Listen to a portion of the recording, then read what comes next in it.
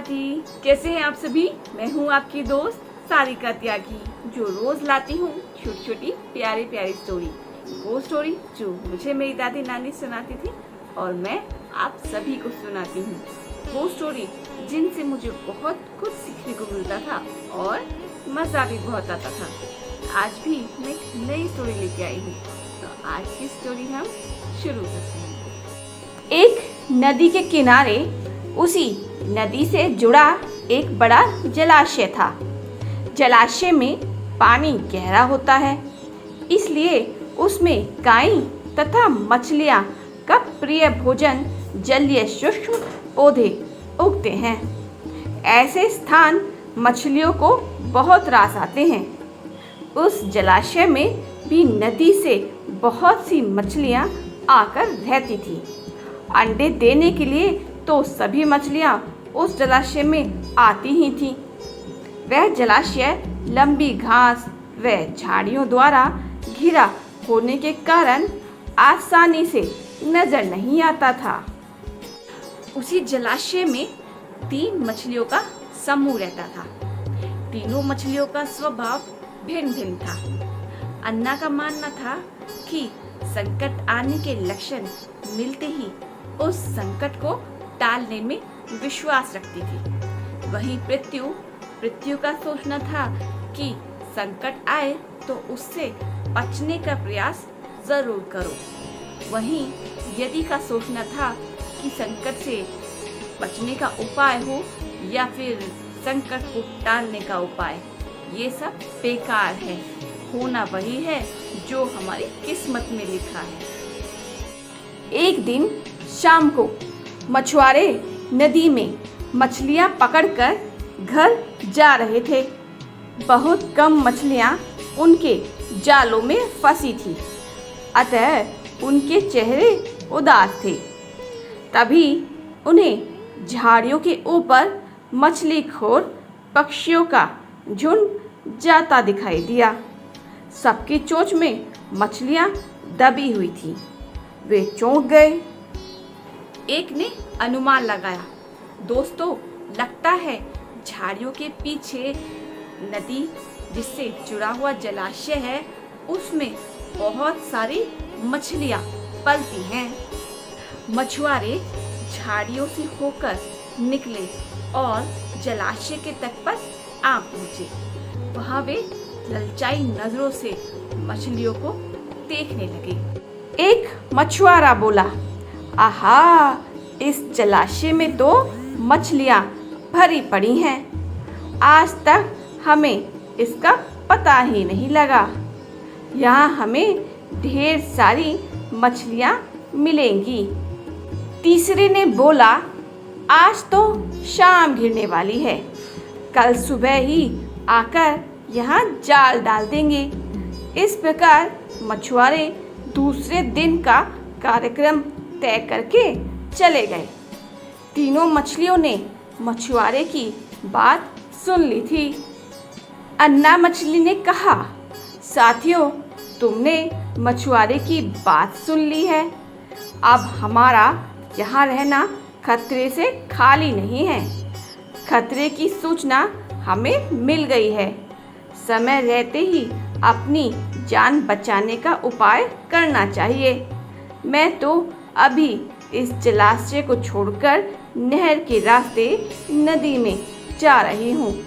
इसके बाद मछुआरे सुबह आए, जाल फेंके मेरी बला से। तब तक मैं तो बहुत दूर अटकेलियाँ कर रही होंगी। पृथ्वी मछली बोली, तुम्हें जहाँ जाना है जाओ, मैं नहीं आऊंगी। संकट अभी आया ही कहाँ है जो इतना घबरा रहे हो सकता है कि संकट आए ही ना। हो सकता है कि जो मछुआरे आने वाले हैं उनका कार्यक्रम ही रद्द हो जाए। हो सकता है उन मछुआरों के जाल को रात में ही चूहे उतर जाएं।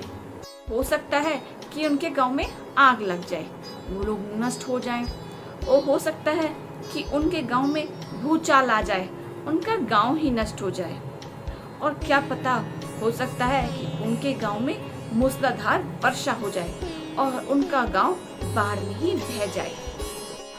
उनका आना निश्चित नहीं है और जब वो आएंगे तब की तब देखी जाएगी। क्या पता मैं उनके जाल में ही ना फंसूं। यदि ने अपनी भाग्यवादी बात कही, भागने से कुछ नहीं होने का, मछुआरों का आना है तो वह आएंगे, हमें जाल में फंसना है तो हम फंसेंगे, किस्मत में मरना ही लिखा है तो क्या किया जा सकता है। इस प्रकार अन्ना तो उसी समय वहां से चली गई। पृथ्वी और यदि जलाशय में ही रही। भोर हुई तो मछुआरे अपने जाल को लेकर आए और लगे जलाशय में जाल फेंकने और मछलियां पकड़ने। पृथ्वी ने संकट को आए देखा तो लगी जान बचाने के उपाय सोचने। उसका दिमाग तेजी से काम करने लगा। आसपास छिपने के लिए कोई खोखली जगह भी नहीं थी। तभी उसे याद आया कि जलाशय में काफी दिनों से एक मरे हुए ऊद बिलाव की लाश तैरती रही है। वह उसके बचाव के काम आ सकती है। जल्दी ही उसे वह लाश मिल भी गई। लाश सड़ने की लगी थी। पृथ्वी लाश के पेट में घुस गई और सड़ती लाश की सड़ान अपने ऊपर लपेटकर बाहर निकली। कुछ ही देर में मछुआरे के जाल में पृथ्वी फंस गई। मछुआरे ने अपना जाल खींचा और मछलियों को किनारे पर जाल से उलट दिया। बाकी मछलियां तो तड़पने लगीं, परंतु पृथ्वी दम साधकर मरी हुई मछली की तरह पड़ी रही। मछुआरे को सड़ांध की भपका लगा तो मछलियों को देखने लगा। उसने निश्चल पड़ी पृथ्वी को उठाया और सूंघा।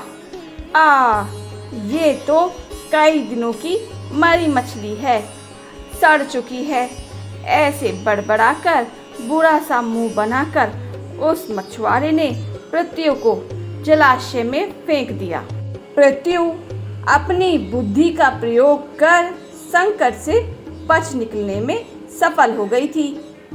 पानी में गिरते ही उसने गोता लगाया और सुरक्षित गहराई में पहुंचकर जान की खैर मनाई। यदि भी दूसरे मछुआरे के जाल में फंस गई थी और एक टोकरे में डाल दी गई थी। भाग्य के भरोसे बैठी रहने वाली यदि ने उसी टोकरी में अन्य मछलियों की तरह तड़प तड़प कर प्राण त्याग दिए। तो बताइए बच्चा पार्टी, कैसी रही आज की स्टोरी? थी ना मजेदार? क्या पता चला हमें स्टोरी से कि हमें हमेशा भाग्य के सहारे या भाग्य से झुककर नहीं रहना चाहिए। अगर हम ये सोचेंगे कि भाई यही होना है और उसके आगे हम झुक जाएं और कोई भी प्रयास ही ना करें तो क्या फायदा है? जब तक हम प्रयास नहीं करेंगे तो भगवान हमें फल भी कैसे देंगे? क्या पता भगवान ने लिखा हो कि आप प्रयास करोगे तभी आपको फल मिलेगा, है ना? कुछ नहीं पता, इसलिए आपने कर्म किए जाओ। कर्म नहीं करोगे और फल की इच्छा करते रहोगे, भगवान ने तो यही चाहा था। ऐसा तो नहीं होता ना। वैसे तो मृत्यु अटल है और अगर हम यही सोच लेंगे भी मरना तो है ही तो खाना ही क्यों? मत खाओ खाना, है ना? क्यों खाने की वेस्टेज करनी? क्योंकि भगवान ने तो लिखा ही है ना मृत्यु। इसलिए कर्म किए जा और अपने फल भी अच्छे ही मिलेंगे, है ना? और सब उस पर छोड़ दो, अपने कर्म करते रहो, प्रयास करते रहो और एक कर्म जरूर करो। प्लीज मेरी स्टोरी सुनो प्लीज और सपोर्ट करते रहो। कल फिर मिलेंगे एक नई स्टोरी के साथ। तब तक के लिए बाय बाय।